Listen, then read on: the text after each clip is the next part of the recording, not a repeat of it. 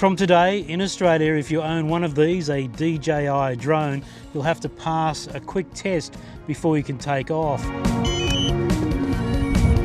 So you may skip this quiz 4 times in total.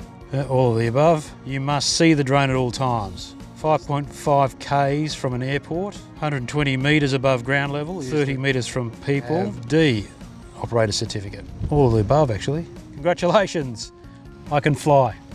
After a couple of seconds, it's over and done with, and you're free to fly, and you've just done a refresher on what it means to fly a drone in Australia.